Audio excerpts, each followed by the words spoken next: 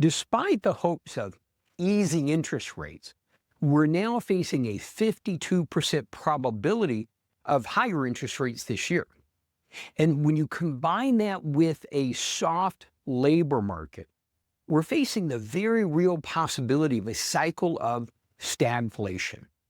Now, before we get into what exactly that means and how it impacts you, remember the whole point of strategy reports is not to drive fear, but rather they would be a catalyst that can bring transformation, empowerment, and in this case, a catalyst to take control of your financial destiny. Now, what is stagflation? And it is a particularly ugly economic cycle, one that there are no easy solutions for governments to turn it around quickly. It is this ugly combination of continued high costs, inflationary pressures, which then drive higher interest rates. But then you combine it with factors that weaken the labor market. In other words, wages and incomes aren't rising. So you wind up with the worst of both worlds. Continued high expenses and interest rates, while at the same time, wages and incomes aren't typically rising to meet that. And because we have already faced a season of inflation, some of the traditional strategies that you would normally suggest are already overvalued. So how can we respond? And I want to focus on 4 thoughts revolved around invest in yourself. So invest in yourself, number 1, identity. The deeper, more profound you get the revelation of who God sees you as, who He calls you as, the more you will move in confidence and empowerment, regardless of circumstances. But remember, with identity, it's not just knowing. You have to own it. You've got to get it in your spirit. Look at God's promises, what He says about you. Meditate on them, personalize them, repeat them to yourself till you absolutely own that.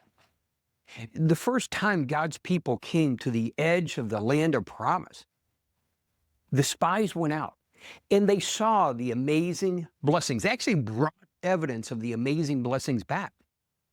But they also saw the challenges, which brought this difference in a mindset. 10 of the spies came back and they acknowledged the blessing, but they were so intimidated by the challenges that they discouraged everyone else. But Joshua and Caleb were different. They acknowledged the challenges, but they recognized the blessings and what God had said. And they had the confidence that God could show them how to defeat the challenges. And that made all the difference in the world, is knowing who God calls you to be. Number 2, invest in yourself. And I'm going to call this education. Growing in, invest in yourself, whether it's new skill sets for your profession, whether it's growing in the understanding of your calling, growing in the employment of your gifting. This is that time to apply yourself. Put yourself deep into those assignments God has put in your life. Make them absolutely transformational. Number 3, and this is not easy, I get it, but begin to transform your financial situation and your financial future. As challenging as it may be, how can you reduce debt? And more importantly, how can you increase that opportunity fund? One of the truths we don't talk about is the fact that God doesn't bring opportunity to those who aren't ready to embrace it. Recognize this is a season of preparation, if you will approach it that way, for the next cycle of opportunity that God has for you. Which leads to the final thought, and that is develop that continual, consistent, and insistent asking God to show you opportunity.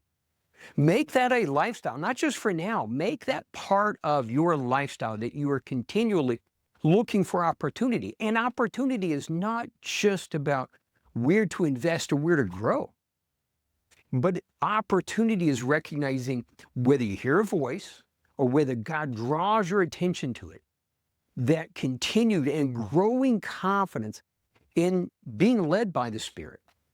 An opportunity may be where to give, where to share, where to impact others, where to bring transformation. Or it might be, as I say, as those hidden treasures.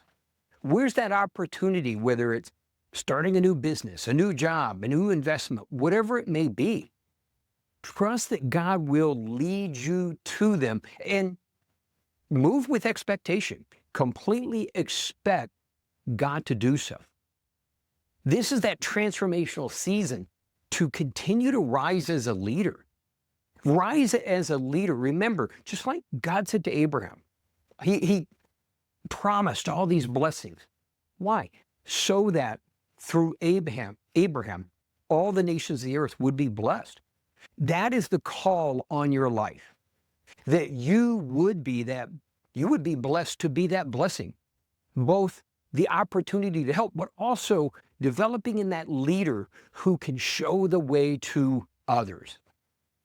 This is that catalyst moment that we move beyond passive reacting to issues and take control, take charge of your destiny.